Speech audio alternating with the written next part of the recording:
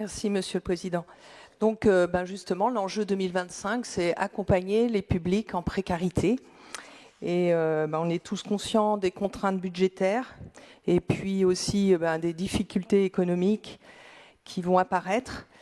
Et cet enjeu, pour moi, il est très important parce que je voulais dire que je serai toujours aux côtés des personnes en précarité, sous une forme ou sous une autre, et je chercherai toujours des solutions concrètes qui ont du sens. C'est mon engagement. Donc, on continue toujours à réactualiser notre plan départemental de l'insertion qui était arrivé à échéance.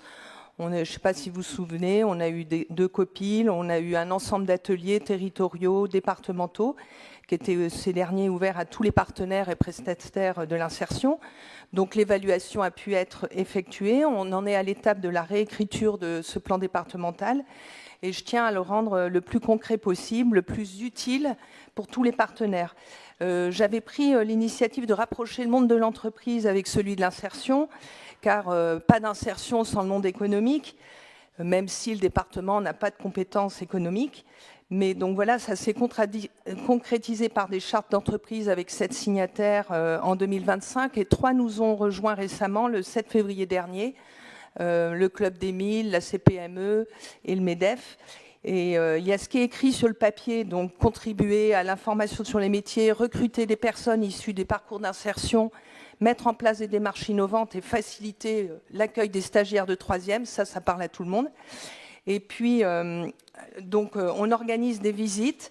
Et l'objectif, si vous voulez, c'est vraiment de changer le regard de chacun, de la personne en insertion et de l'entreprise sur les personnes en insertion. Donc, en fin novembre, début novembre, on avait organisé une visite de nos signataires dans les chantiers d'insertion portés par les Restos du Cœur, qui ont 3 chantiers d'insertion, restauration, maraîchage, menuiserie, et ça marche. Et donc, on va continuer à organiser ce genre de visite en 2025. Le 10 avril, on organise une rencontre avec ces nouveaux partenaires et les structures appelées référentes RSA. Et tout ceci se fait en parallèle de l'installation de la loi plein emploi qui est entrée en vigueur le 1er janvier 2025 et qui nous fait une injonction d'accompagner fortement nos bénéficiaires du RSA. Donc à compter du 1er janvier, je ne sais pas si vous avez cette notion en tête, mais les nouveaux allocataires du RSA sont désormais automatiquement inscrits à France Travail.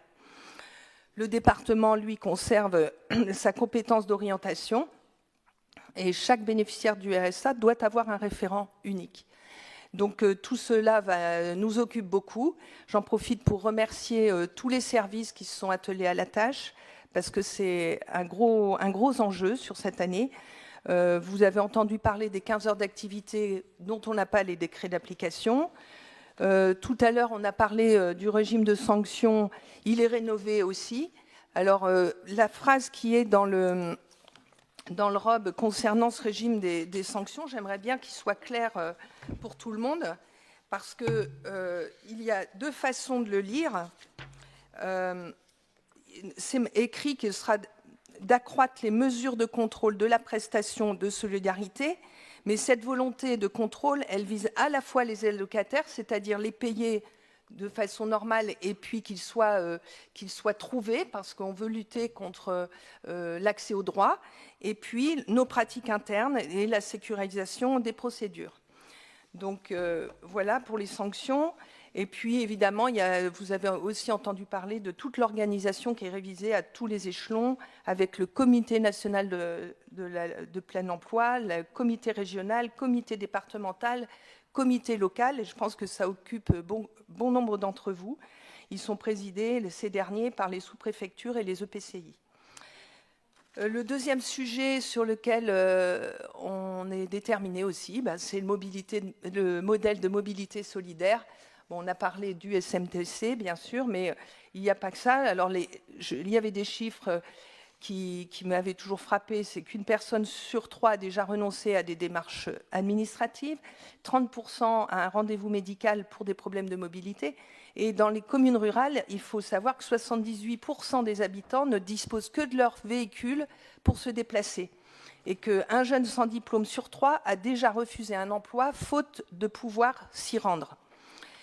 Donc, on travaille toujours en collaboration avec la plateforme mobilité pour les solutions concrètes de déplacement dans les secteurs ruraux.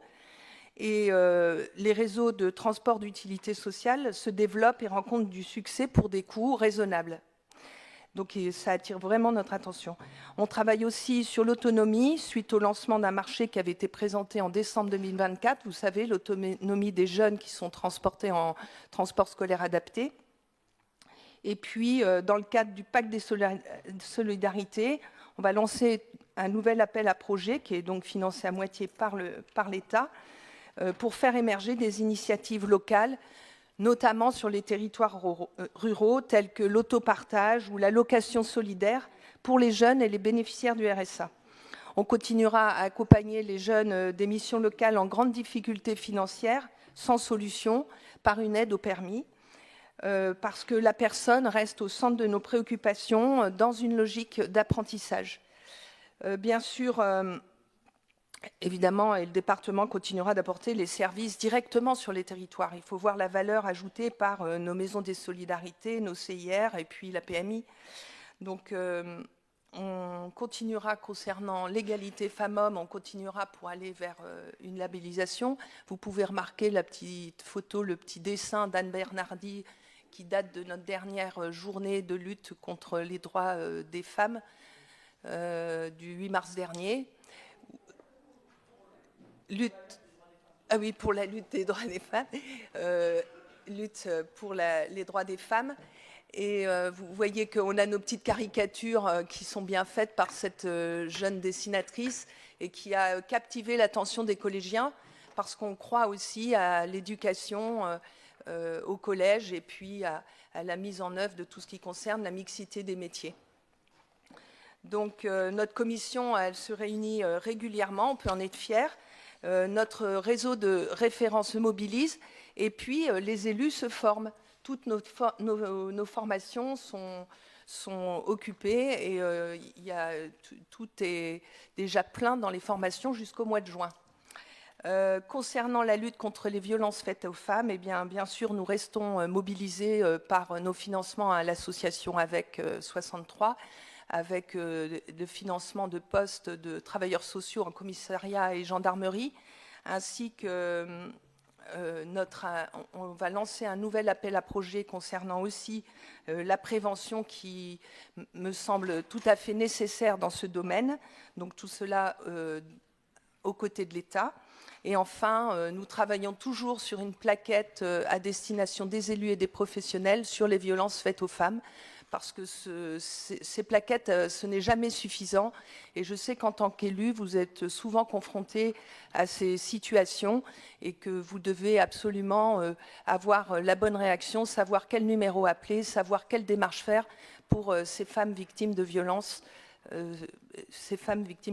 Voilà.